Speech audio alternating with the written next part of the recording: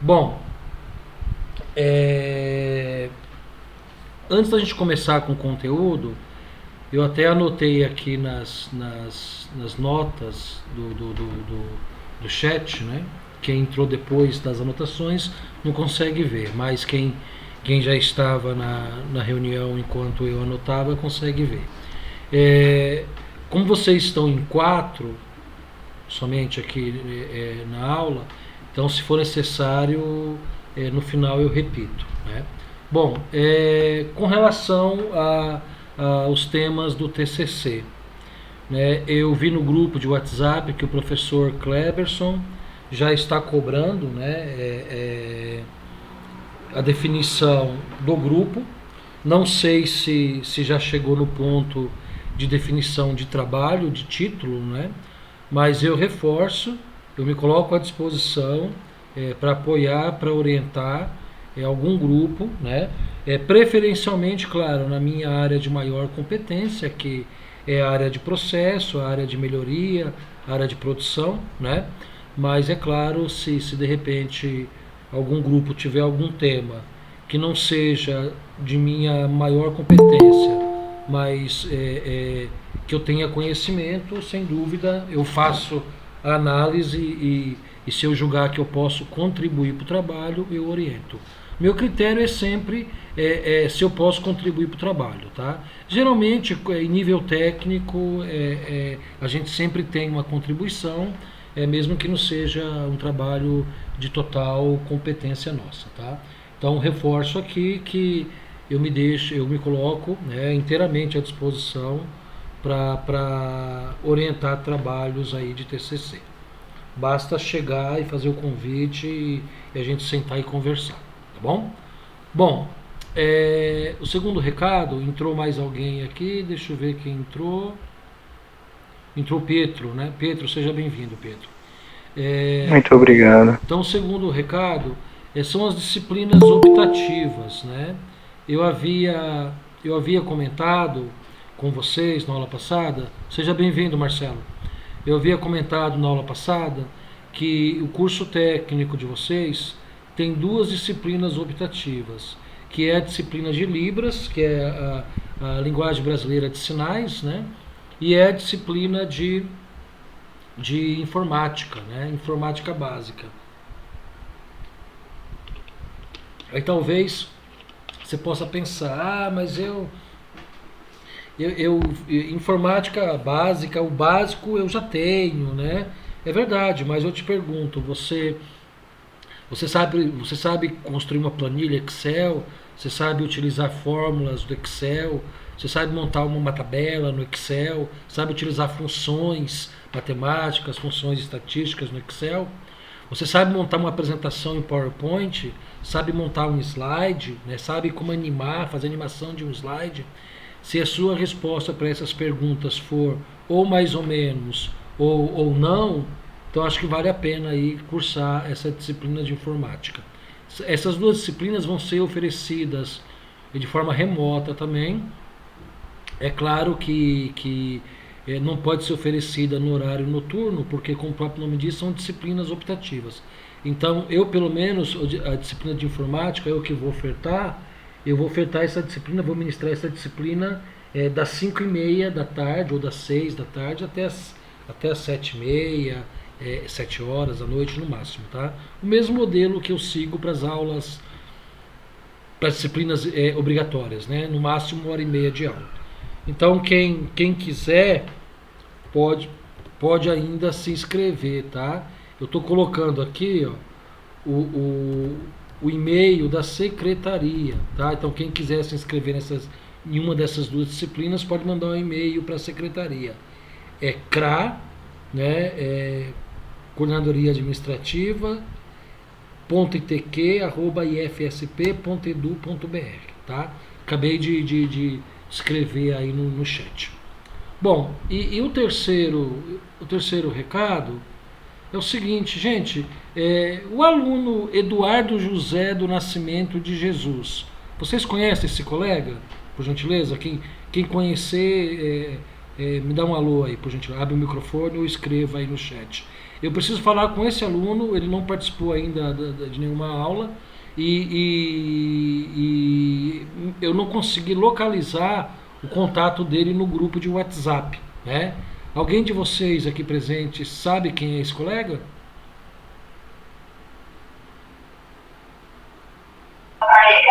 Sabemos sim, professor, mas ele não está participando de nenhum grupo mais. Oi, Fernando. Oi. Não te ouvi. A gente tinha contato com ele. Ô, Fernando, eu não estou conseguindo te ouvir, está baixo teu áudio. Um momento só, deixa eu ver se Melhorou. A gente tem. Eu contatei ele no grupo, mas. Não. Tá falhando, Fernando, tá falhando. Melhorou? Você quer escrever? Escreve então. Vocês têm contato com ele, né? Ele tá no grupo, porque eu não localizei lá nos dados do WhatsApp, eu não localizei o contato dele. Está sim, professor. Ele tá, Pietro? O Fernando, sim. Não. O Fernando não. Ah, tá. O Eduardo José. Ah, tá. Eu talvez consiga o contato com ele. Tá, se você conseguir o contato dele, você me manda no meu particular, no WhatsApp, pode ser? Pode ser sim. Então, mas ele está participando das outras disciplinas ou não? De verdade, eu não sei, que eu não participei ultimamente. Tá. Eu não consegui me organizar ainda. Não, perfeito. Faz a gentileza então, assim que você tiver o contato dele, me passa no meu privado, porque eu preciso, eu sou o tutor dele, né? Então eu preciso entender o que está acontecendo com ele, tá bom? Se ele realmente vai cursar o semestre, se ele não vai, tá? Eu preciso entender o que está se passando com ele. Pode ser? Pode ser sim, eu converso com ele para ele entrar em contato e te mando o contato dele também, assim que eu conseguir. Tá ótimo. Matheus, seja bem-vindo, Matheus. Bom, gente, vamos lá então. Como eu disse a vocês, a nossa disciplina, ela é uma disciplina, como o próprio nome diz, né, que vai abordar conceitos aí de gestão de fábrica, né, de gestão de processos. É uma disciplina mais voltada à produção mesmo, né? É entender o que é um sistema produtivo, entender a influência de ferramentas da qualidade no controle de processo, tá? Então é uma disciplina bem interessante e hoje a gente vai dar aí o pontapé inicial, tá? É claro, né, gente, que no modelo remoto a dinâmica da disciplina é muito diferente do que se fosse presencial, tá? Na aula presencial a gente dá mais exemplos, a gente entra mais a fundo, né? Mas aqui na aula remota eu vou dar um conceito, né? Eu vou disponibilizar um material para vocês e na sequência, assim que terminar esse conceito, eu passo uma atividade para vocês realizarem, tá? Essa atividade sempre será entregue via Moodle, tá? Então, o que vai acontecer? Nós vamos ter a aula de hoje e a aula da semana que vem.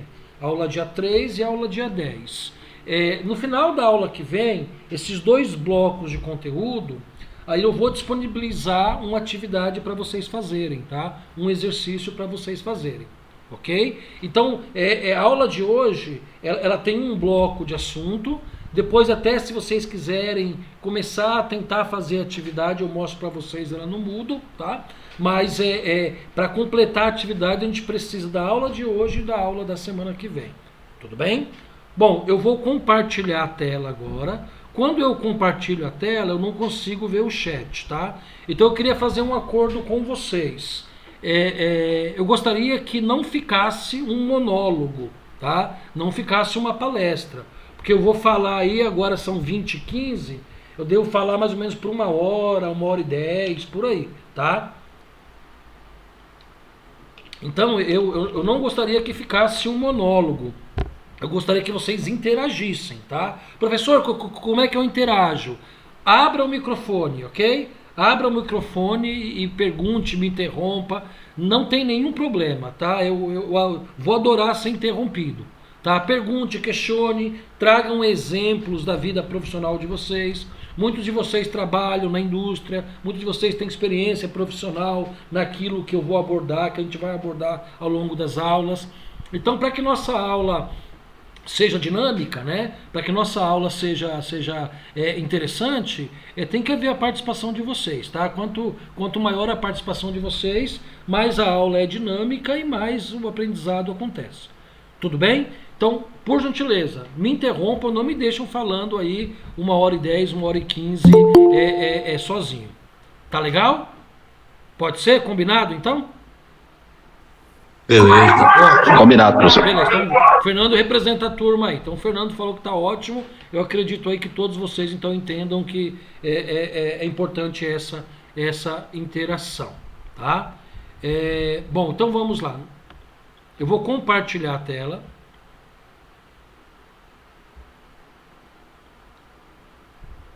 Ó, esse material que nós vamos trabalhar, ele está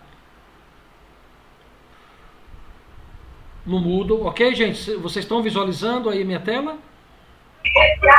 Sim, está aparecendo sim. Sim, professor. Beleza. Ó, então estou mudando aqui no Moodle para a visão de vocês. Então no Moodle é exatamente essa visão que vocês têm aí da nossa disciplina, tá? Então, olha, abaixo, vocês vão encontrar lá, ó, primeiro bloco de conteúdo, gestão e sistemas da qualidade.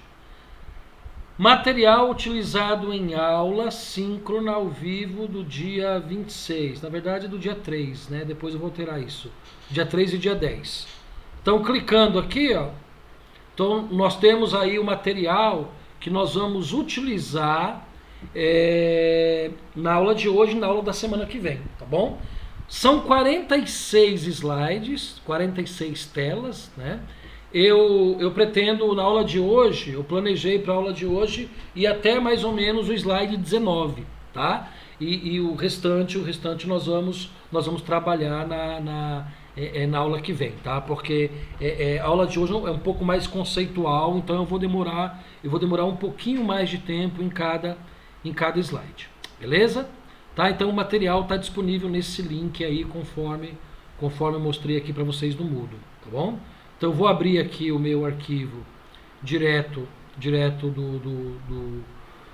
do Adobe, né? do PDF, e vou pedir aqui tela cheia para que vocês possam visualizar melhor.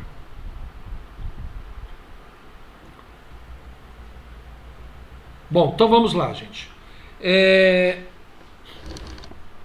Então, nossa disciplina é gestão industrial. Primeiro tópico que nós vamos ver é gestão e sistemas da qualidade, né? Começando aí com gestão da qualidade. Olha essa tela aqui, essa primeira tela, ela é bastante interessante. Nós temos na literatura o que nós chamamos de ondas ou eras da qualidade. Ondas ou eras da gestão da qualidade. E a gente percebe que essas ondas ou essas eras estão divididas em 4 grupos, né? Em 4 eras ou 4 ondas. Então a onda da inspeção, a onda do controle, a onda da gestão e a onda da integração de sistemas. E aqui no eixo horizontal nós temos uma linha do tempo, né? Final do século XIX, 1920, 1930, até os anos 2010 para os dias de hoje. Uma coisa muito importante, né, gente? Esse painel aqui, tá? Esse painel, ele é um painel no mundo, né? Da história do conceito de qualidade, da evolução do conceito de qualidade no mundo. Isso quer dizer que no Brasil, em termos industriais, nós sabemos que as coisas acontecem um tempo depois que acontece na Europa, que acontece nos Estados Unidos, né? Eu estou dizendo isso porque a começar pela história da industrialização, né? Se nós formos olhar a história da industrialização, a história da industrialização mostra que as primeiras indústrias surgiram surgiram na Europa Central, né? Mais especificamente Inglaterra, lá para os anos de 1850, né? Metade do século XIX, 1860. Logo na sequência nos Estados Unidos, né? 1880, 1890, né? No Brasil, para vocês terem uma ideia, né? A industrialização começou na década de 50, 1950. Então quer dizer, praticamente 100 anos após o início da industrialização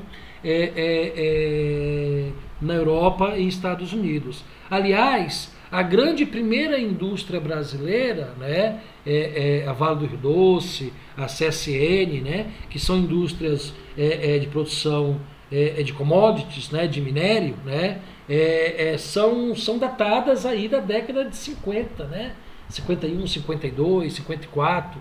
Então, só para vocês terem uma ideia, e foram praticamente as primeiras grandes empresas no país. Então, quando a gente olha para essa linha do tempo, essa linha do tempo, olha, ela já começa aqui no final do século XIX, né? Mas a gente precisa entender que é uma linha do tempo mundo, não é uma linha do tempo Brasil especificamente, tá bom? Bom, falar de qualidade é muito complexo, né? Numa próxima tela a gente vai explicar um pouco mais isso, né? Então, definir qualidade é muito complexo, tá? Nós podemos definir qualidade a partir de vários critérios, então acaba sendo um conceito bastante complexo. Mas vamos lá, as ondas da gestão da qualidade. Então, são divididas em 4 grupos: onda da inspeção, onda do controle, onda da gestão e onda dos sistemas. E aí, a gente tem na próxima tela aqui um quadro, mas esse quadro está ruim para ler, tá? Então eu vou concentrar aqui na figura, tá? Bom, a era da inspeção, ela é marcada por aquilo que a gente chama da administração científica, da inspeção e da tolerância. Então perceba que essa era da inspeção, ela vai até aproximadamente os anos 40, né? Do início da industrialização até os anos de 1940. E aí a gente tem dois grandes gurus aí, duas grandes personalidades da história da industrialização que marcam essa era da qualidade, que foi Frederick Taylor, né, americano, e foi Henry Ford, também americano, ambos americanos. Então, qual o papel que esses caras desenvolveram na história da industrialização? Esses caras, eles foram tão importantes que, para vocês terem uma ideia, quando a gente estuda a história dos sistemas de produção, então veja bem, não só quando a gente estuda a questão da qualidade, mas quando a gente estuda a história dos sistemas de produção, esses caras foram tão importantes que eles dão nome a sistemas de produção. Então a gente tem o famoso Taylorismo, né, que vem de Frederick Taylor. A gente tem o famoso Fordismo, que vem de Henry Ford. Então esses caras foram muito importantes. Então o que esses caras, nessa era da inspeção da qualidade, eles preconizavam, eles implantaram? O conceito de administração científica da produção, né? Eu vou falar sobre isso lá no final do semestre. Mas o conceito de tornar a produção científica, ou seja, controlar tempos de produção, ou seja, ter procedimentos de trabalho, ou seja, pensar o trabalho cientificamente, não pensar o trabalho na indústria como uma mera repetição, mas pensar o trabalho na indústria como uma ciência, né? E nessa era da inspeção, é marcada pela inspeção e tolerância. O que é inspeção, gente? É aquela ideia de um funcionário, de um operador que fica no final da linha controlando a qualidade dos produtos, controlando se o item fabricado ele está conforme ou não, né? Então perceba que a inspeção ela é caracterizada pelo controle de fim de linha, né? Não é aquele controle ao longo de todo o processo, mas é um controle de fim de linha. E aí, quando a gente tem esse controle de fim de linha, nós temos alguns problemas, né? O principal problema é que quando um item, uma peça é rejeitada, né, ela pode ser rejeitada por N aspectos, né, por várias razões. Mas o problema é que quando essa peça é rejeitada, nós só temos duas ações a serem realizadas. Nós só podemos refugar essa peça ou nós podemos retrabalhar essa peça. Só que tanto o refugo quanto o retrabalho, eles são altamente danosos, ok? Tá? Por que altamente danosos? Porque eles implicam em custos adicionais, tá? Alguém sabe me dizer a diferença básica entre retrabalho e refugo? Alguém já ouviu esses conceitos, ou na fábrica, ou na vida profissional por aí? O que é refugo e o que é retrabalho em um processo cujo controle de qualidade ou cuja qualidade só está presente de forma de inspeção. Alguém tem alguma ideia desses dois conceitos? Fica à vontade, gente. Alguém ia falar, né? Pode falar, gente. Pode falar, Guilherme. Não, então, professor, porque eu ia falar que eu não tinha entendido no começo. Eu não tinha entendido que a pergunta acabou cortando um pouco o áudio aqui no meu, acho que foi minha internet, perdão. Não, vou repetir,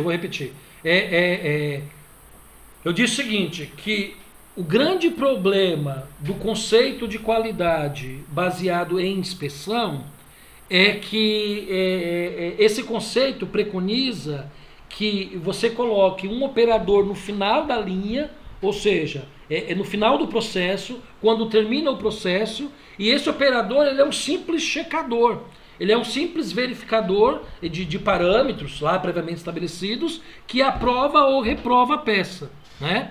Aí eu disse que a reprovação ela é danosa. Por quê? Porque só resta duas alternativas, ou retrabalhar ou refugar. E aí foi quando eu perguntei para vocês se alguém sabe o conceito aí de retrabalho e de refugo. Pode falar, Pedro. Não, eu sei que retrabalhar é literalmente retrabalhar, tipo, autoexplicativo, na verdade. É trabalhar na peça ou no produto novamente, certo? Isso. E refugo? O refugo é o ato de refugar, que eu olhei na internet. E aí é meio que rejeitar. Isso. Pode falar, Zenildo. Quer falar? No refugo também poderia se acrescentar, por exemplo, já que o inspetor de qualidade ele olhou o pallet lá, ou a peça, e não está pelos conceitos de padrão deles. O refugo seria, como não tem um reaproveitamento, seria como se fosse uma segunda linha também, dependendo do que é feito, ou não? Pode ser, Zenildo. Pode ser, é possível. Eu acho até que é você que trabalha no setor vidreiro, não é isso? Sim, lá no nosso caso, por exemplo, se um pallet é interditado pelo inspetor, esse pallet ele é refazido de novo, por exemplo, tal defeito, interditou com bolha ou pedra. Então esse pallet é separado e o pessoal reescolhe ele novamente para liberar. Caso não libere, aqueles que os defeitos que forem encontrados é jogado novamente fora, onde é refeito novamente o vidro. Mas aí de repente tem produção em empresas que não tem esse retrabalho, então talvez esse refugo seria uma segunda linha também de produção. Essas duas colocações suas têm sentido, assim como aquilo que o Pietro falou tem sentido. Então deixa eu começar pelo comentário do Pietro. Pietro, é justamente isso. Retrabalho, é voltar novamente o item para a linha. É reprocessar o item, é fazer de novo, ok? Como você mesmo disse, é trabalhar de novo. Perfeito. E refugo, como você disse, a definição do dicionário, né? É descartar, né? É sinônimo aí de descartar. Tá correto, mas eu já vou contextualizar trazendo isso para a área de produção. A colocação do Zenildo está perfeita, viu? É interessante, né, Zenildo, que no segmento vidreiro, você não perde matéria-prima praticamente, né? Matéria-prima, a perda é praticamente zero porque você derrete de novo, é isso? Isso mesmo. Né? Então é um segmento cuja matéria-prima a perda é quase zero. E também é verdade que você pode, num processo de refugo, você pode também tratar esse item como de segunda linha, né? Vender esse item para um outro mercado de segunda linha. Isso é possível também, dependendo do nível de desvio, né? Dependendo do nível de erro ou as características de erro que foram encontradas no produto. Então, a colocação de vocês dois estão perfeitas. Então, é assim, tecnicamente, o que é refugo? Refugo é todo aquele item que está muito fora de especificação, ok? E que o seu retrabalho não é possível, ok? O seu retrabalho não é possível, dado algumas características de processo. Como, por exemplo, um processo de extrusão, por exemplo, de plástico, né? Se o produto sai errado, o seu retrabalho não é possível porque envolve características de processo que não permite refazer, né? Retrabalho é quando nós voltamos, né, para o processo o item. E aí, né, gente, nós temos um grande problema, né? Por quê? Porque a grande luta, e vocês vão ouvir eu falar muito disso aqui na aula, tá? A grande luta, o grande desafio de quem trabalha em produção é reduzir custos. Reduzir custos de produção. Ora, se eu retorno o produto para o processo, se eu retrabalho esse produto, consequentemente, eu estou agregando custo na produção desse bem, na produção desse item. Né? Aí é claro que se o meu custo é dobrado, porque eu fiz a primeira vez, saiu errado, e fiz a segunda vez, se o meu custo é dobrado, está comprometido o meu lucro. Né? Então o retrabalho ele também é muito danoso. Então, na verdade, refugo e retrabalho são características de processo extremamente danosas. Né? Por que essa história toda? Eu vou voltar na apresentação agora. Essa história toda nos mostra essa onda, essa forma de se fazer qualidade, controlando o produto de forma a inspecionar na linha ou no final da linha, realmente não é a melhor opção, né? Não é o melhor caminho, sob o ponto de vista de produtividade, sob o ponto de vista de lucratividade. Por isso, claro, né, que nós estamos falando de uma cultura, né, do final do século XIX, ok? Tá? E comecinho do século XX. Né? É claro que na época, essa ideia de colocar um profissional no final da linha era uma inovação, né? Mas aí tinha um outro problema também, que eu vou abordar na sequência. Era que, se você tem apenas um funcionário fazendo o controle de qualidade no final da linha, você não compromete toda a equipe, você não compromete todos aqueles que põem a mão no processo. Por quê? Porque aprovar ou rejeitar é responsabilidade de quem está controlando lá no final da linha. Ok? Bom, nesse processo de evolução, a segunda onda da gestão da qualidade, ela surgiu aproximadamente nos anos 40 com um profissional chamado Schwartz. Esse cara, ele criou, ele foi um dos precursores de técnicas estatísticas na produção. Então ele começou a implantar uma ideia de inspeção amostral, de controle estatístico do processo. Olha que interessante que Schwartz comentou.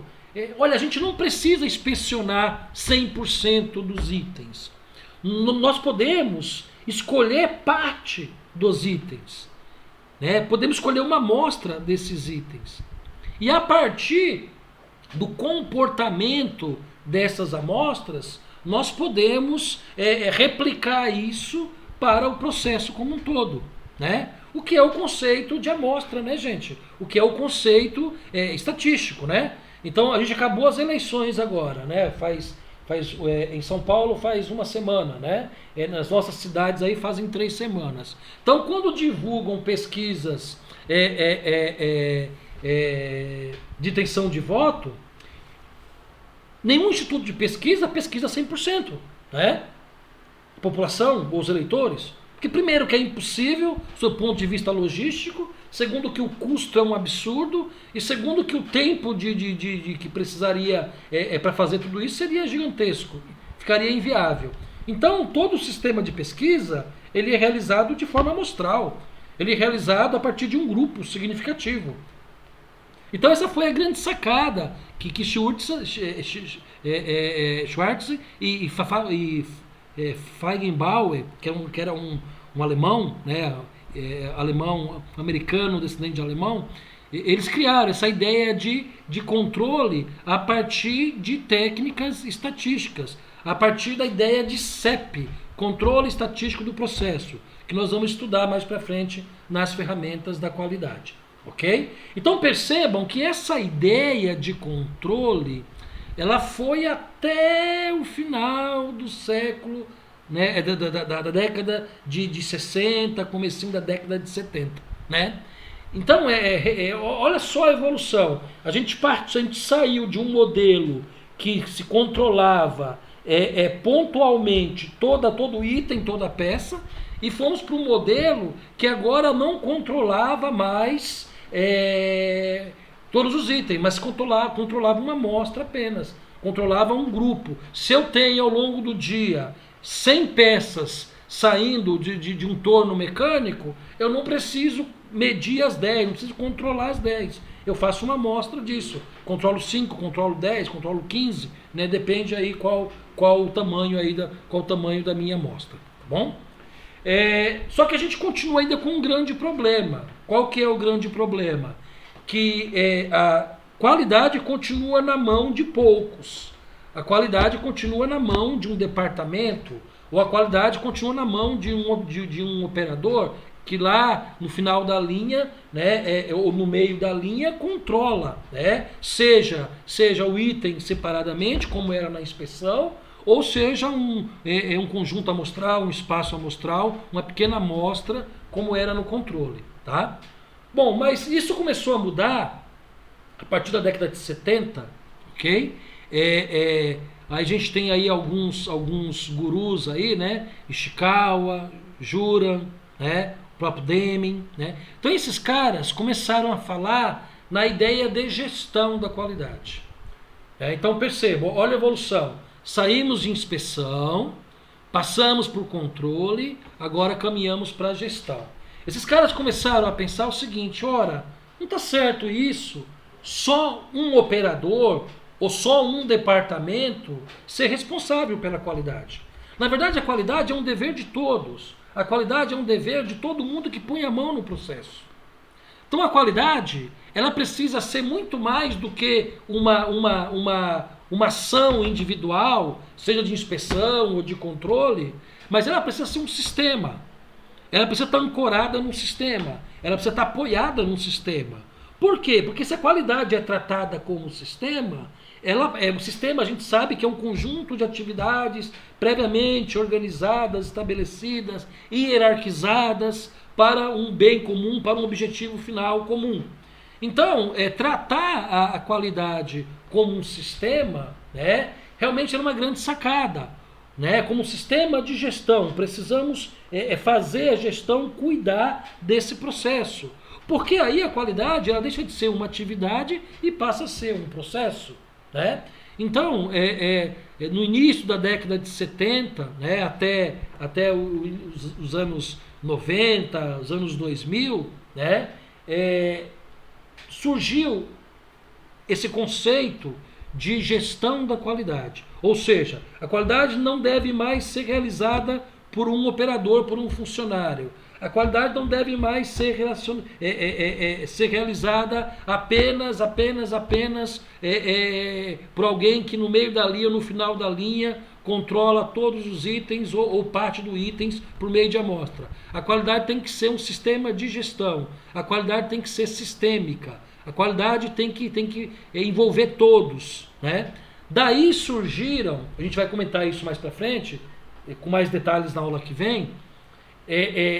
No início dos anos 70, gente, finalzinho dos anos 60, começo dos anos 70, surgiu a ideia dos sistemas de gestão da qualidade, né, ISO 9000, depois veio o sistema de gestão ambiental, ISO 14000, aí vieram os outros sistemas, né, saúde e segurança, OSAS 18000, aí vieram as ISO TS, aí vieram normas de gestão aí, de processos aí na nossa indústria, tá? Então, essa onda da qualidade de gestão, ela marca essa ideia, ela marca principalmente a ideia de que a qualidade não deveria ser realizada por uma pessoa pontualmente, a qualidade não deveria ser resumida a uma atividade, né? Mas que a qualidade deveria estar envolta em um sistema onde todos tinham responsabilidade, onde todos tinham dever de estar atento para essa importante variável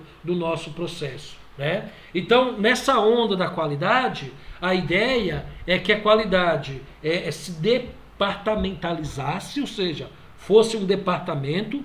Tanto é que nas nossas empresas, ainda hoje existe lá o gerente de qualidade, né? Existe lá o diretor corporativo da qualidade, tem lá o supervisor da qualidade. Ou seja, a qualidade, a partir dessa onda da gestão, ela se tornou um departamento, mas muito mais que um departamento. Ela foi disseminada em todo o ambiente organizacional, de tal maneira que a qualidade ela possa ser e deva ser exercida por todos os atores do processo.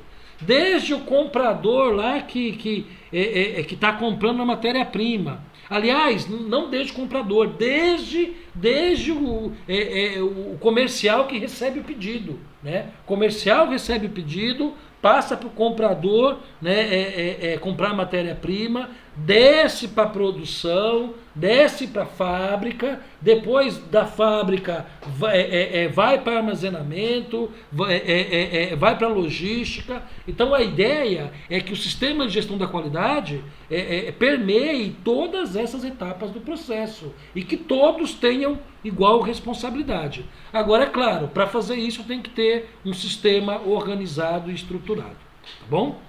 Bom, inspeção, controle, gestão. Então vocês estão vendo que nessas três eras nós percorremos aí praticamente 100 anos de industrialização, né? Desde o final do século XIX até o final aí do século XX, né? 1990, anos 2000, né? Surgiu um outro conceito que hoje é o conceito que permanece nas nossas indústrias, que é o conceito de integração de sistemas.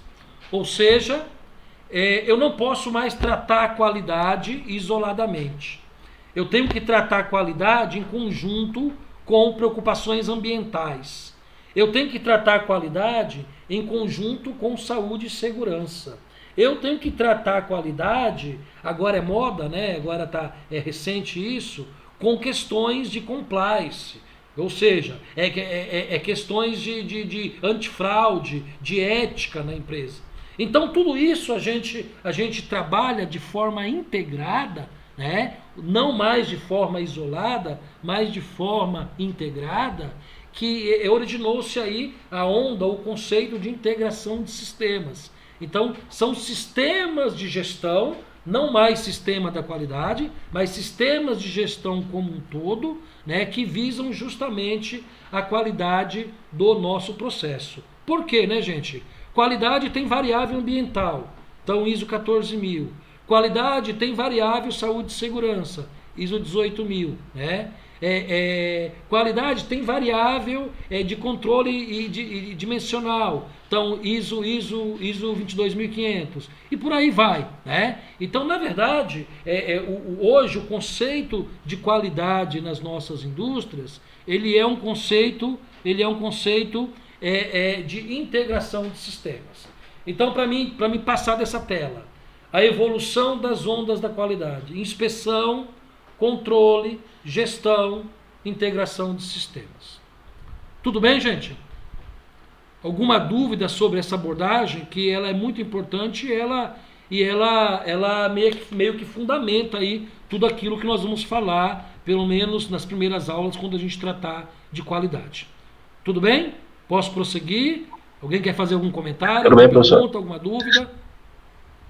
Só um comentário aqui. O senhor tinha falado no começo da aula do sistema Taylor, do Ford, e as empresas também utilizam o sistema Toyota também, né? Ah, é O senhor verdade. poderia dar uma pincelada também? É verdade, Fernando. O Fernando, a gente vai ter uma aula sobre isso mais para o final do semestre, quando a gente for falar de sistemas de produção. Então, nós temos hoje, consagrados, 3 ou 4 sistemas de produção, né? O sistema de produção Taylorismo, né? Que foi no final do século XIX, né? O conceito de administração científica, né? Que a produção tem que ser sistematizada, com tempos de produção, com procedimentos de trabalho. A gente tem a ideia do Fordismo, que nasce lá com a indústria automotiva, né? Henry Ford foi o fundador da primeira indústria automobilística nos Estados Unidos, né? A Ford, né? Anos 30, 40, né? Então, o que preconizava o sistema Ford, ou o sistema de produção Fordismo, era a produção em massa, a produção em grande escala, né? E agora, mais recente, né, década de 70, 80, a gente tem um conceito que o Fernando falou aí, o conceito do famoso sistema Toyota de produção, né? O Toyota System Production, TPS.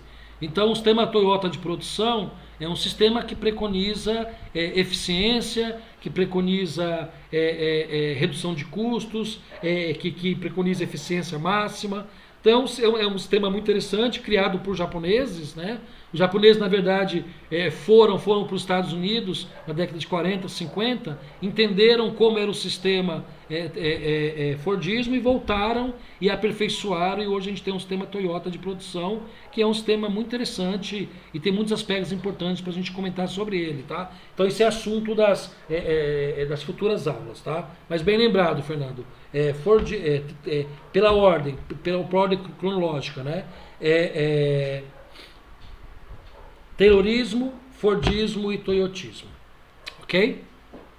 Beleza, gente? Ok, professor, obrigado. Beleza. Posso prosseguir? Pode sim. Então vamos lá. Bom,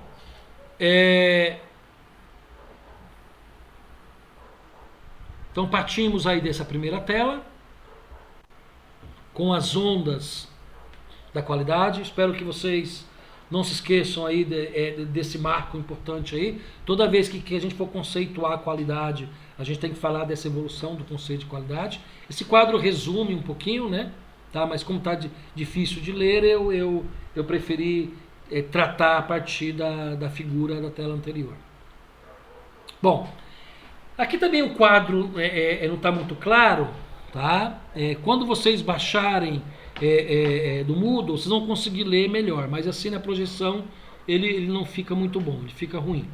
Gente, é o seguinte, qualidade é um dos conceitos mais difíceis, né, um dos conceitos da indústria, né, um dos conceitos da atividade industrial mais difícil de chegar a um consenso e de se definir, né? Então, por exemplo, se eu perguntar para vocês, sem consultar material nenhum aí, sem olhar essa tela, sem ler essa tela, o que é qualidade para vocês? Alguém poderia me dizer? O que você entende por qualidade? Fica à vontade, gente. Fala, Pedro. A inspeção não posso explicar. Não precisa se preocupar em A explicar. qualidade que o cliente busca na peça que Fala ele... o que vem à sua mente. É o que o cliente busca na peça que ele vai querer comprar. Tem que estar tudo no padrão que ele vai querer. Beleza, Guilherme. É o que o cliente busca no produto que ele quer comprar. Tem que estar dentro dos padrões tem que estar dentro dos desejos do cliente. É isso, né? Zero defeito. Fala, Zenildo. Isso. Um produto zero defeito. Produto zero defeito. Ok. Quem mais, gente? Pietro, conseguiu achar palavras aí? Não, era o Guilherme que tinha falado no começo, mas olhando por esse lado, é um padrão que às vezes você se propõe a fazer, cheio de parâmetros, como o Guilherme disse e o Zenildo também, e a peça, no caso, que estaria ideal é essa que está dentro do parâmetro. Perfeito. Tanto se você instituiu esse parâmetro ou o cliente. Perfeito. Fernando, quer falar? Não? Bom. Eu ia falar isso, o Pietro que falou, na usinagem, onde a gente trabalha, a gente fala que se está dentro do parâmetro, está tudo certo. Peça boa a gente nunca encontra, né? Mas se está dentro dos parâmetros da tolerância que o cliente pede, pode ser enviado para o cliente. Está dentro da qualidade. Perfeito. Ô, gente, o Guilherme, o Zenildo, o Pietro e o Fernando, tudo aquilo que vocês disseram está correto, atende bem ao conceito de qualidade. Só que percebam como o conceito de qualidade ele é tão rico que a definição do Guilherme para qualidade é uma definição mais pelo olhar do cliente. O Guilherme disse mais ou menos assim que qualidade é o atendimento das necessidades ou dos desejos ou dos anseios do cliente. Não foi isso, Guilherme? Sim, o que o cliente busca se ele for querer um copo, ele tem que estar com todos os padrões certinho, o ml perfeito que ele está buscando, sem nenhuma mancha no copo e essas ideias. Claro, então é isso. Ó. Então, o conceito do Guilherme é o conceito de qualidade pelo viés do cliente. Legal, perfeito, é isso mesmo. Já o Zenildo e o Fernando, e o Pietro também, de certa forma, eles trouxeram um conceito de qualidade mais sobre o viés de processo. O que é qualidade? Qual o conceito de qualidade pelo viés do processo? Alguém disse aí, é a busca de zero defeito, é a busca dos atendimentos, do atendimento dos parâmetros de processo. Né? Alguém falou em tolerância aí, né? É que o produto esteja dentro dos limites aceitáveis, né? Então perceba que esse conceito de qualidade é um conceito muito rico. A gente pode tanto defini-lo pelo viés do cliente, como fez o Guilherme, ou a gente pode definir pelo viés de processo, como fez o Zenildo, como fez o Pietro e como fez o Fernando. Tá? Então essa tela aqui, talvez vocês não consigam enxergar de forma clara, mas ela trata sobre isso. Olha só, nós podemos definir qualidade de forma conceitual ou transcendental, como ele chama aí. Eu não gosto dessa palavra, tá? Então, de forma conceitual, transcendental não é uma palavra boa. Então, essa palavra conceitual, nós vamos utilizá-la. Então, nós podemos definir qualidade pelo viés conceitual. O que é conceitual? Olha que bonito. Qualidade é sinônimo de excelência inata, é absoluta e universalmente reconhecível. Né? Parece definição de dicionário. Né? Então, gente, o que é qualidade conceitualmente? Qualidade conceitualmente é excelência, né? Qualidade conceitualmente é a completa ausência de defeito, né?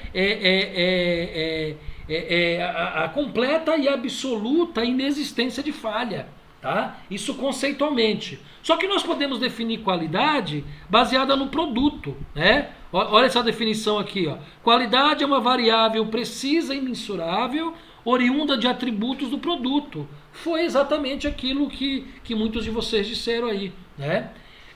Nós podemos definir qualidade a partir do usuário, o olhar do lado do Guilherme. Né? Qualidade é uma variável subjetiva, né? Produtos de melhor qualidade atendem melhor os desejos do consumidor. Gente, por que qualidade, olhando pelo viés do cliente ou do usuário, é uma variável subjetiva. Sabe por quê? Porque o que é bom para mim pode ser ruim para você. O que é belo para mim pode ser feio para você. O que é bonito para mim, o que tem qualidade para mim, pode não servir para você. Então, por isso que o conceito de qualidade baseado no cliente ou baseado no usuário, ele tem essa dicotomia, né? Ele tem essa dúvida, né? Essa dupla mão, né? Ao mesmo tempo que o produto, para mim, pode ser um produto excelente, né? Para uma outra pessoa pode ser um produto ruim, né? A gente pode basear também a qualidade pelo conceito de produção. A qualidade é uma variável precisa e mensurável, oriunda do grau de conformidade do planejado com o executado. Alguém disse isso aí, né? Na definição, exatamente. Ou seja, pelo viés da produção é o cheque.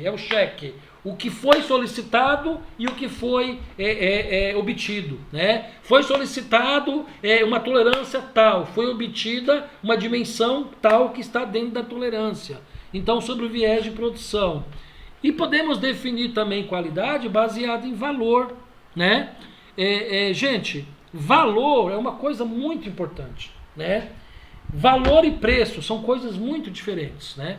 Preço é aquilo que está lá na prateleira, na etiqueta, né? É aquilo que a gente tira do bolso.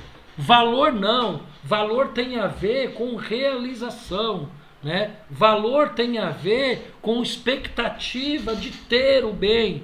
Então eu gosto sempre que eu comparo esses dois conceitos de preço e valor, eu gosto de olhar para os colecionadores, é isso? Então, gente, tem gente que coleciona moeda antiga, tem gente que coleciona cédula antiga, né? E paga fortuna, né?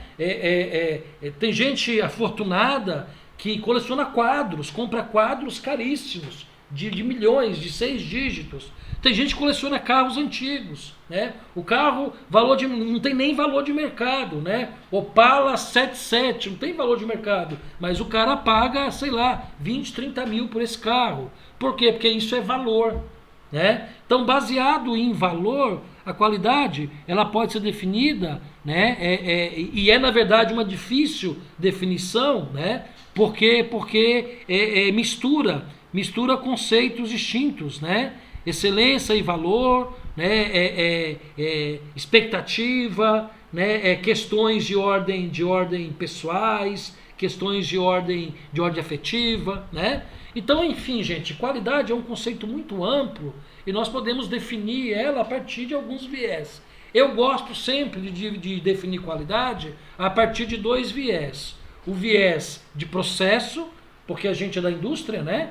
Que qualidade é uma variável precisa e mensurável, oriunda de um grau de conformidade do planejado com o executado. E gosto também de definir qualidade pelo viés do cliente, né? Pela percepção do cliente.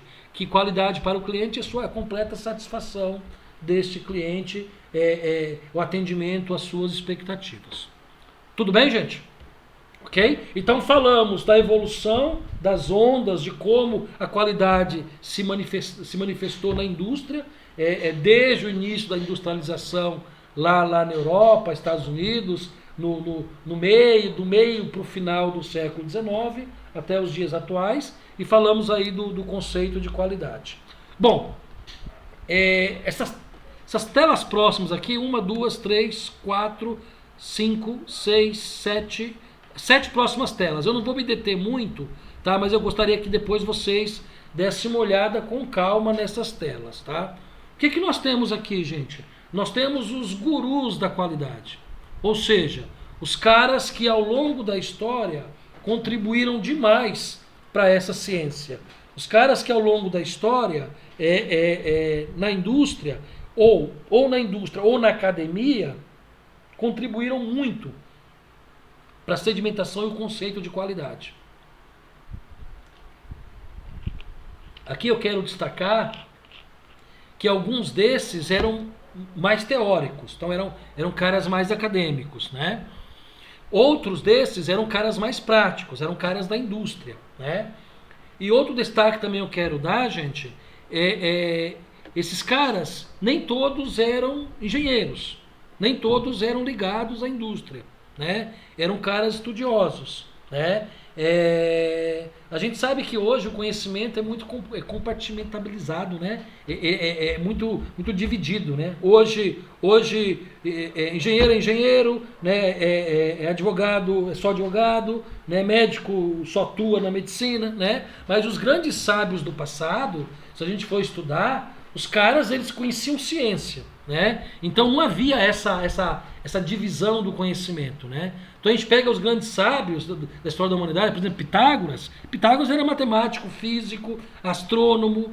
A gente pega, por exemplo, cientistas como Einstein. Einstein, além de matemático, era físico, né? A gente pega outros grandes sábios da história da humanidade, os caras manjavam de medicina, de física, de matemática, de astronomia, teologia, né? Hoje o conhecimento está mais compartimentalizado, né? Então hoje a gente tem áreas de conhecimento muito bem definidas.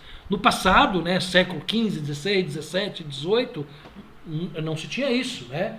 Do século XIX para cá que a gente começou a dividir um pouco mais o conhecimento, tá bom? Tudo isso para mostrar para vocês que muitos desses caras aqui, eles não eram engenheiros, eles eram de outras áreas, mas eles atuaram aí na ideia e na evolução e criando ferramentas e técnicas que hoje apoiam a qualidade, tá? O que eu quero aqui nessa sequência de telas eu não quero nem que vocês gravem o nome dos caras, mas eu quero que vocês tenham em mente, nesse primeiro momento, as ferramentas criadas, as contribuições que cada um deles deram, né? Então, primeiro, Schwartz, americano, tá vendo? Ó? Ano 1891, né? Esse ano, gente, esse ano é o ano de nascimento dos caras, tá? Então, é uma referência do tempo que esse cara atuou. É claro que vocês vão perceber que o ano de nascimento desses caras é de 1880, 1890 para frente, que é a história da industrialização, né? Então, para você ter ideia, esse cara, ele era engenheiro, né? Porém com doutorado em física, né? Então, ele não era, ele concentrou mais seus estudos na física, mas ele era um cara da indústria, tá vendo? Ambiente e indústria. Então, o que esse cara criou? Ele foi um dos criadores do controle estatístico do processo, do CEP. E ele criou também um outro conceito chamado ciclo PDCA. Nós vamos falar sobre isso ao longo do curso. P de plan, planejar, D de do, fazer, C de check, checar, e A de action, agir. Então esse cara criou o conceito que num sistema nós devemos planejar, depois que planeja a gente executa, depois que a gente executa a gente checa, avalia, e depois que a gente checa, avalia, a gente age fazendo as rotas de correções, né? Parece algo óbvio agora, né? 130 anos depois parece óbvio, né? Mas na época que o cara criou esse conceito não era óbvio, né? Tá bom? Bom, um outro cara aqui chamado Deming, também americano, né? Vocês vão ver aí que os americanos lideram, né? Estados Unidos, a América, ela é a maior potência industrial do mundo, né? Claro, é a principal economia do mundo, né? Então, uma indústria muito forte, desde sempre, né? Então, vocês vão ver aí muitas referências a americanos, né? Embora a industrialização não tenha iniciado nos Estados Unidos, né? A industrialização iniciou no centro da Europa, né? Mais precisamente, alguns dizem na Inglaterra, um pouquinho da França, mas os Estados Unidos, sem dúvida, desde sempre foi a maior potência econômica e industrial, né? Desde sempre na era moderna, né? Desde sempre do século XVIII para cá, né? Bom, então Deming é americano, 1900, nasceu. Formação, engenharia elétrica, olha só, com doutorado em matemática. Tá vendo? Ele não era um cara mecânico, né? Ele não era um cara de produção. E também os seus estudos foram mais concentrados na matemática, ok? Ele era um cara mais de pesquisa, né? Era um cara mais da universidade. Gente, ele criou o conceito de Kaizen, né? Kaizen, melhoria contínua, né? Alguns acreditam, alguns acham que foi um conceito japonês. Não, Kaizen é um conceito americano, né, de melhoria contínua, aplicado muito nos países asiáticos, né, até por conta da cultura asiática, né, mas foi criado aí por Deming, né. Dizem que Deming passou uma temporada no Japão, né, então por isso que se ficou consagrado esse conceito de Kaizen à indústria japonesa, né. Então, processo de melhoria contínua, né, e ênfase em dados, tá, e muita vivência nas empresas japonesas, foi o que eu acabei de dizer aí, né. Ele criou também um outro conceito chamado os 14 pontos de Deming, ou 14 pontos da visão de Deming, né, e ele estabelece nesses pontos um roteiro para se atingir a qualidade, ok? Na verdade, foi aí um dos primeiros ensaios para um sistema de gestão da qualidade, onde ele diz que qualidade é a satisfação das necessidades do cliente em primeiro lugar. Tá vendo? Então, Deming, ele entendia a qualidade sob o ponto de vista do cliente também, ok? Bom, Joseph Juran, né? Juran, ele é romeno, né? Mas naturalizado norte-americano, mas ele era da Romênia. Nasceu em 1904, né? Olha que interessante. Formação em engenharia e direito, né? Então, embora sua maior atuação tenha sido na área de engenharia, né? Também no seu ambiente era indústria, né? Ele era um cara mais prático, tá? E aí interessante, né? Ó, alçou qualidade do âmbito operacional para o âmbito estratégico. Ou seja, Juran foi o primeiro cara a pensar a qualidade não como uma etapa do processo, não como algo operacional, mas como algo estratégico, como algo que poderia trazer para a empresa vantagens competitivas, né? E aí ele foi um dos primeiros caras a falar sobre custo da qualidade, né? Essa a gente chama da trilogia da qualidade, né? Ou seja, 3 conceitos importantes da qualidade: planejar, controlar e melhorar. Planejamento, controle e melhoria. Então esse cara aqui ele foi muito importante aí para a história da evolução da qualidade. Feigenbaum, também americano, 1922. Então esse cara era um cara mais de pesquisa, né? Então ele, engenheiro, né? E com doutorado em ciências pelo MIT, né? Então famoso MIT. Então ele era mais da área de pesquisa e ele contribuiu aí, gente, para uma ideia que ainda hoje algumas indústrias usam, do famoso TQC, né? Do controle total de qualidade, ou CQT, dependendo aí de qual língua a gente queira adotar, né? Então, a ideia do controle total da qualidade, né? Ainda hoje é utilizado nas empresas, tá? Então ele diz o seguinte, ó: um sistema eficaz para a integração de esforços e dos diversos grupos em uma organização no desenvolvimento da qualidade, manutenção e na melhoria contínua da qualidade. Então era essa ideia que ele tinha de qualidade. Crosby, Philip Crosby, americano também, 1926, formação em engenharia, também um ambiente industrial. Alguém falou disso hoje, né? A ideia do zero defeito. Então, Philip Crosby foi o cara que criou esse conceito de zero defeito, tá? Importante, né, gente, que zero defeito ele é mais um viés, né, um ideal, do que propriamente uma realidade, né? A gente não consegue hoje um processo com zero defeito, mas a gente consegue uma cultura de zero defeito, ou seja, uma cultura de qualidade que preconize o erro zero, né? Ok? E é claro que essa ideia de zero defeito iniciou em aplicações militares, né? E em construção de mísseis, né? Até por isso essa ideia de zero defeito, porque é um segmento bastante sensível, esse segmento militar, né? Bom, Kaoru Ishikawa, nós vamos falar bastante de Kaoru Ishikawa no nosso curso, né? Pelas ferramentas que ele criou, pelas contribuições que ele deu para a qualidade. Então nós vamos falar bastante de Kaoru Ishikawa. Então, japonês, 1915, sua formação é química, tá vendo? Né? E um ambiente industrial. Então, Ishikawa criou ferramentas e técnicas de análise e solução de problemas. Tá? Então, gente, ele criou muitas das ferramentas que nós conhecemos de qualidade. Inclusive, 7 das ferramentas da qualidade, a gente não tem com precisão quantas foi ele que criou, né? Mas a história diz aí que boa parte dessas ferramentas básicas da qualidade foi criação de Ishikawa, né? Tanto é que uma ferramenta chamada diagrama de Ishikawa, ou diagrama de causa e efeito, ou diagrama espinha de peixe, foi criado por Ishikawa e leva o seu nome. Tá? Então é um cara muito importante aí na história da qualidade. Taguchi, 1924, engenharia e estatística, né? Com doutorado no Japão. Ele era um cara mais de pesquisa, não era um cara muito da indústria, era um cara mais de pesquisa.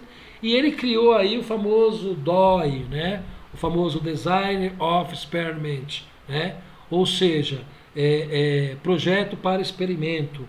Gente, o DOE é uma ferramenta muito interessante aí para a gestão da qualidade. Tá? A gente não vai abordar no curso porque é uma ferramenta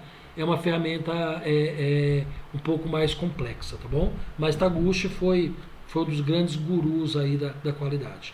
Então, olha só. Então, nós passamos, então, por Schwartz, né? Deming, Juran, Feigenbaum, Crosby, Ishikawa e Taguchi. Então, 7, né? Deixa eu confirmar. 1, 2, 3, 4, 5, 6, 7. Exatamente. Então, 7 gurus aí da qualidade. Então, 7 caras que ao longo da história da industrialização contribuíram demais aí para o conceito de qualidade. Tá bom? Gente, tudo bem? Tudo bem até agora? Só recapitulando, ó, o que nós vimos até agora? Nós vimos a ideia da evolução da qualidade nas indústrias, né? O conceito de era ou ondas da qualidade.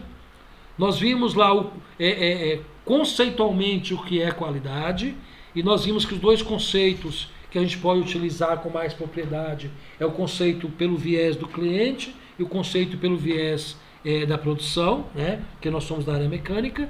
E depois nós vimos um pouquinho aí dos atores, né, que contribuíram bastante aí para a evolução do conceito de qualidade, inclusive com criação de técnicas e ferramentas que ainda hoje nós utilizamos.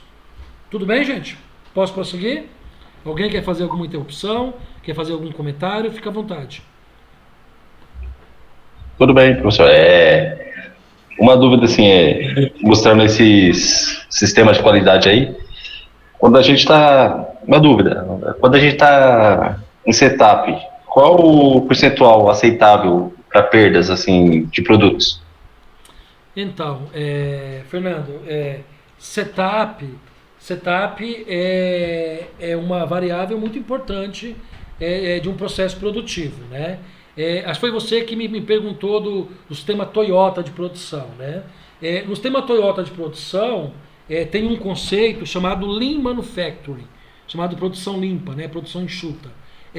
O setup é uma das colunas, né? uma das pilastras, né? Um dos conceitos que sedimentam o Lean Manufacturing, né? Então é assim, tanto que a ideia hoje para a gente reduzir tempo de processo, né? Os famosos 8Ds, né? Os 8 desperdícios, né?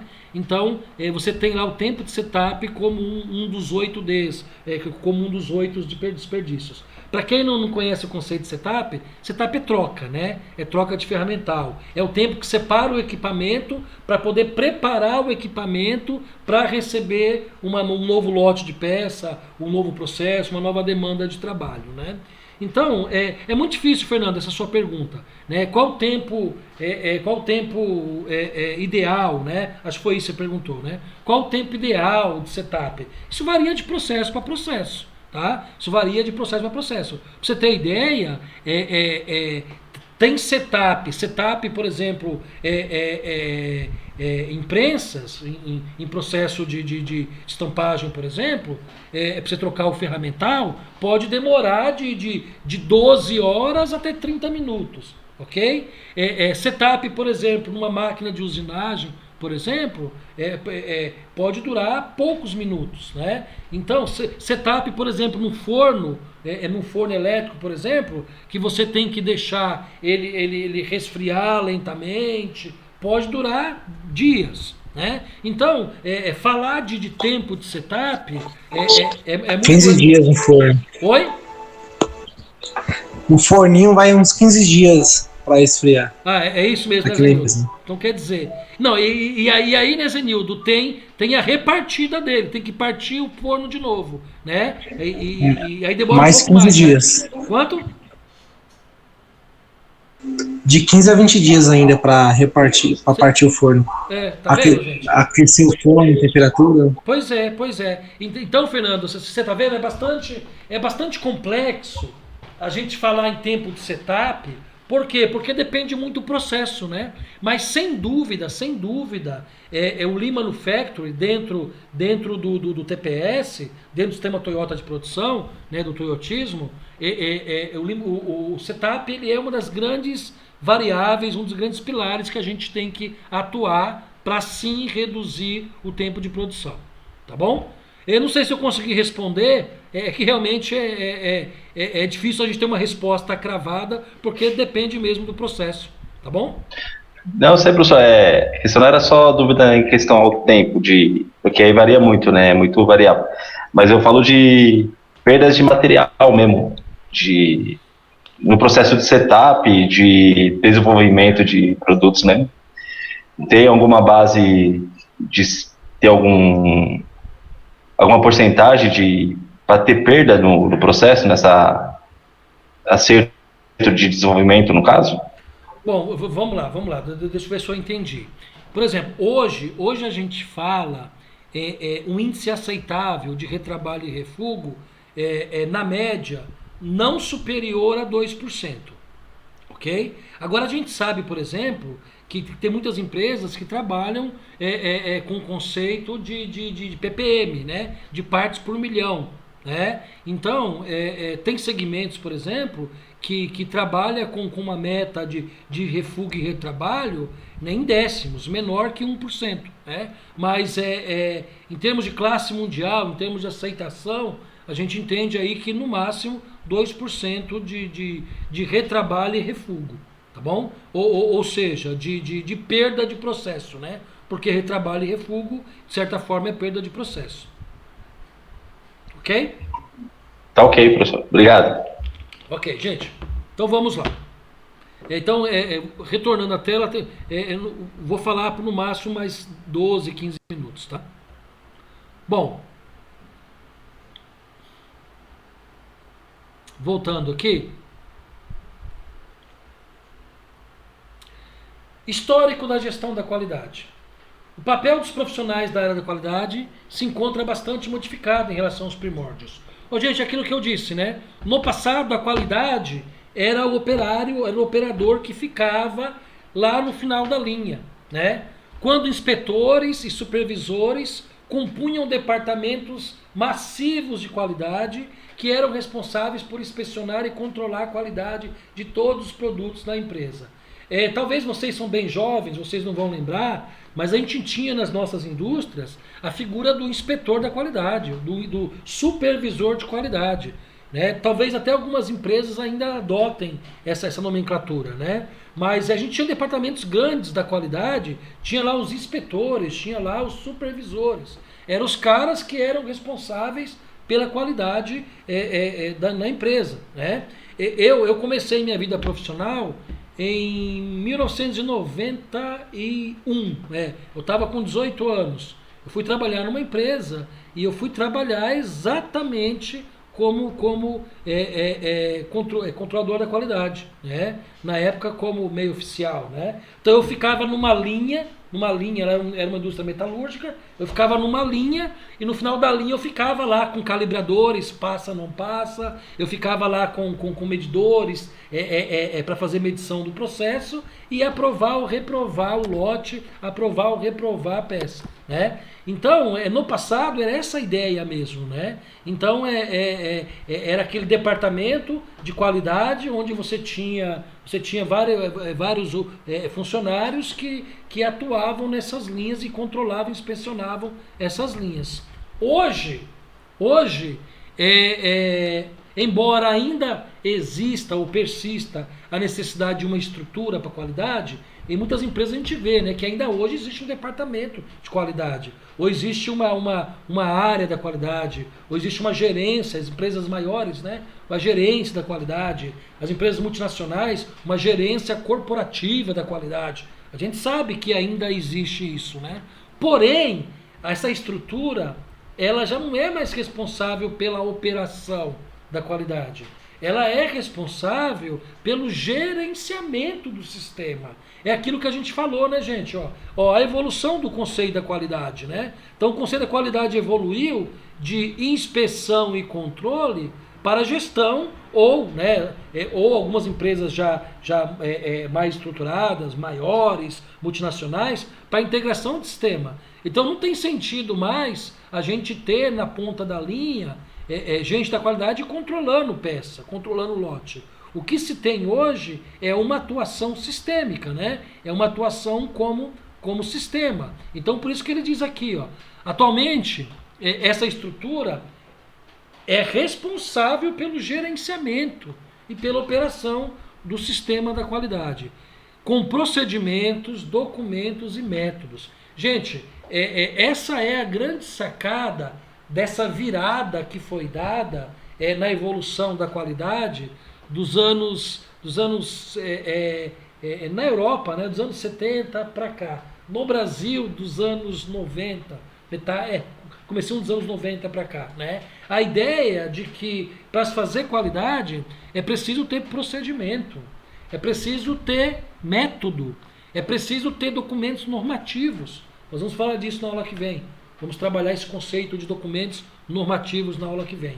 E esses documentos, esses procedimentos, ele inclui padrões para os produtos. Ou seja, alguém falou aí de tolerância, alguém falou aí de margem de erro, né? Exatamente, né? Esses documentos normativos, esses procedimentos que um sistema de gestão da qualidade tem que ter, tem que incluir esses padrões de produtos, né? Esses padrões de aceitabilidade do produto, né? Política da qualidade e procedimentos padrão de operação, tá? Então, hoje, não se faz gestão da qualidade se não se tem esse tripé aí, né? Se não se tem procedimento, se não se tem documentos e métodos. Então, tem que ter aí esse tripé atuando aí no sistema de gestão da qualidade. Mas aí, qual que é a diferença entre a abordagem antiga da qualidade e a abordagem atual? A diferença consiste, né, gente, que cada departamento, seja ele de produção ou não, né, ele passa a ser responsável pelo controle e pela qualidade dos produtos fabricados. Ou seja, no passado, quem era responsável pela qualidade era só a qualidade. Era só aquele operador que fica no final da linha aprovando ou reprovando o lote. Hoje não. Hoje todos que atuam no processo, como eu citei lá no começo da aula, desde o recebimento no comercial até distribuição, armazenamento e distribuição, né? Esses caras são responsáveis pela qualidade. Aliás, eu digo mais ainda, desde o recebimento da demanda lá no comercial até o fim da vida útil do produto, né? Porque hoje a responsabilidade do fabricante não termina quando entrega o produto para o cliente, né? A gente sabe que a responsabilidade do fabricante vai além, né? Vai até o final do ciclo de vida do produto. Tudo bem? Ok? Então isso é bastante importante, tá bom? Então, gente, nesse conceito, ou nesse contexto, o departamento de qualidade é responsável por prover habilidades e os procedimentos necessários para que o sistema funcione como um todo. Ou seja, a qualidade passa a ser uma abordagem que vai além do conhecimento trivial. Ou seja, a qualidade passa a ser uma abordagem, né, sistêmica, corporativa, para toda a empresa. Tá? E o departamento de qualidade é responsável por isso. É responsável por prover essa habilidade, esse conhecimento para os demais funcionários. Para isso que um dos itens importantes de qualquer norma de gestão é treinamento e capacitação. Então todo mundo que põe a mão no produto tem que ser treinado, tem que ser capacitado, tem que entender exatamente o que faz, tem que entender exatamente qual que é a sua responsabilidade no processo. Tá bom? Bom, principais normas da qualidade. Já que nós comentamos que o tripé dos sistemas de gestão inclui documentos normativos, inclui procedimentos técnicos, inclui especificamente normas, então o que é uma norma? Então ele diz aqui, olha, norma é um documento estabelecido por consenso e aprovado por um organismo reconhecido. Bom, aqui no Brasil nós temos a ABNT, Associação Brasileira de Normas Técnicas. É tudo que se faz industrialmente, e aí o meu recorte é só para a indústria, tá? Tudo que se faz industrialmente se tem uma norma relacionada, ok? Então, um documento estabelecido por consenso. Na aula que vem eu vou detalhar um pouco mais isso, como é que as normas são elaboradas, né? Que fornece para o uso comum e repetitivo regras, diretrizes, é a regra do jogo, né, gente? Diretrizes, características para a atividade ou seus resultados, visando sempre um grau ótimo de ordenação. Então a norma é um conjunto de regras, a norma é um conjunto de diretrizes, a norma é um regramento, né? A ser seguido para se obter aí um determinado grau ótimo de ordenação, tá? Então é claro que a evolução dos conceitos da qualidade trouxe a necessidade de se ter aí documentos normativos, tá? As normas podem ser internacionais, isso é muito importante, tá? Quando a norma é internacional, é norma ISO. Então quando a gente fala ISO 9000, nós temos uma correspondente nacional, que é a ABNT ISO 9000, ok? Então as normas internacionais são as normas ISO, tá? As normas regionais são as normas do Mercosul. Mercosul que por sinal naufragou, né, gente? Então esse bloco econômico acabou não vingando. Mas nós temos aí algumas normas Mercosul, são normas regionais. E normas nacionais. Por exemplo, as normas ABNT, que são normas brasileiras, né? Associação Brasileira de Normas Técnicas, fica lá no Rio de Janeiro, é a sede. E exemplo também as normas DINs, que são normas alemãs, né? Então as normas podem ser internacionais ISO, regionais, como normas do Mercosul, e normas nacionais, no nosso caso aqui as normas da ABNT. Como as normas nacionais refletem o consenso em um determinado país e baseiam-se na experiência acumulada para aquela sociedade, nem sempre o que é ótimo para uma nação é adequado para outra. Gente, isso é muito claro, né? Nós não podemos, por exemplo, importar na íntegra uma norma alemã, por exemplo, para a indústria de alimentos e aplicar integralmente aqui no Brasil, né? Por quê? Porque na Alemanha a temperatura média no ano é bem mais baixa que a temperatura média no ano aqui no Brasil. Eu não sei exatamente quanto estou chutando aqui. Aqui no Brasil deve ser uns 27 graus, sei lá, temperatura média, 27, 28, até 30. Na Alemanha com certeza deve ser menos de 10, né? Então, não é possível importar uma norma na íntegra. É isso que o texto está falando aqui, né? Que as normas nacionais refletem um consenso em um determinado país e baseiam-se na experiência acumulada para aquela sociedade. Nem sempre o que é ótimo para uma nação é adequado para outra, né? E para isso, gente, em 1947, estabeleceu-se um Fórum Internacional de Normalização. Assim como a gente tem a ONU, a Organização das Nações Unidas, assim como a gente tem a OMS, né? Organização Mundial da Saúde, assim como a gente tem a OMC, Organização Mundial do Comércio, nós temos né, a ISO, né? Então o que é a ISO, né? É uma organização internacional para padronização, ok? Então uma organização internacional que estabelece padrões né, normas, tá? Então foi estabelecido em 1947 e ainda hoje é sediado na Suíça, né? Na verdade, a Suíça ela abriga muitos desses organismos globalistas, né? Estão na Suíça porque está ali no centro da Europa, né? Então a ISO é constituída por mais de 160 países e é uma organização não governamental, tá? Dentro da ISO, então só tenho essa e mais duas telas só, tá? Pra gente encerrar, tá? Dentro da ISO, as normas são desenvolvidas em comitês técnicos, né? Os famosos TCs, né? Technical Committees do inglês, né? Então, dentro da ISO, as normas são desenvolvidas em comitês técnicos constituídos pelos organismos de normalização interessados, especialistas, representantes de consumidores, governo e academia. Então vocês estão vendo, gente? É o que a gente chama de composição tripartite, né?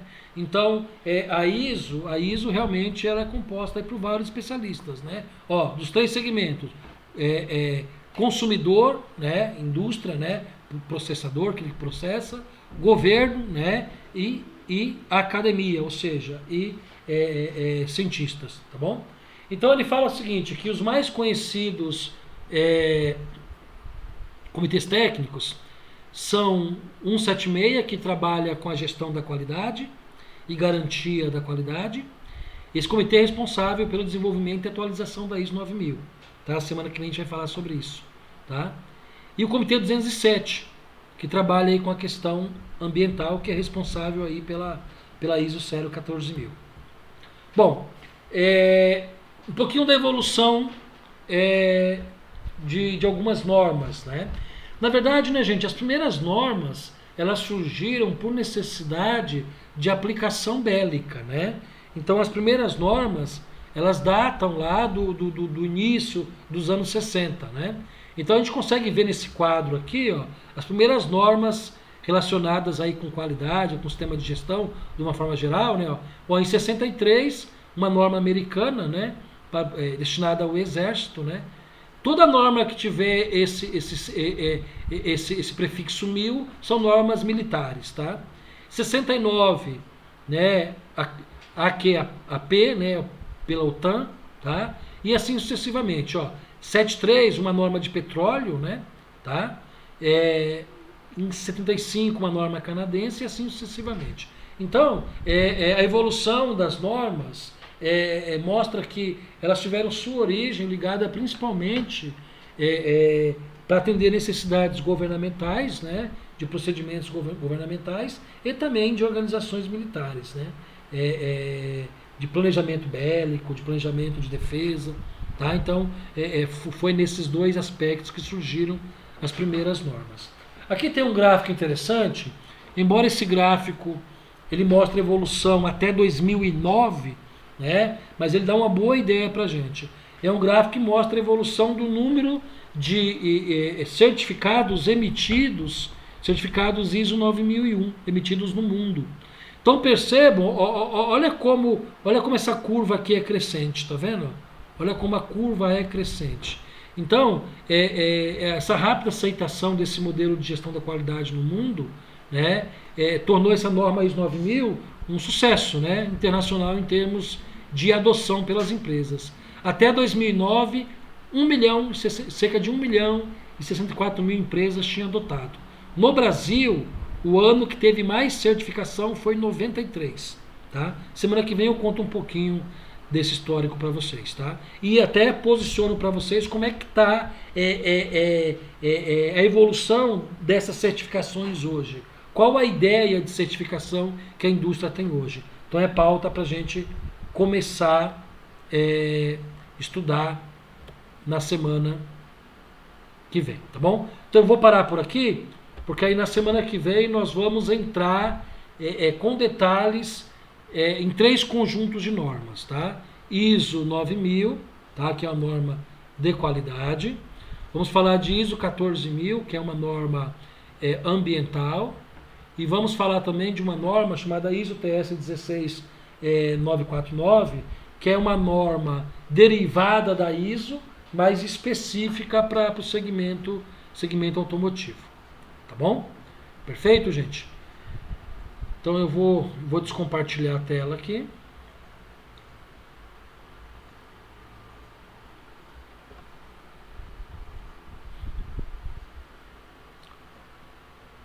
Tudo bem, gente? Alguma dúvida? Algum questionamento? Alguém quer fazer algum comentário? Fique à vontade.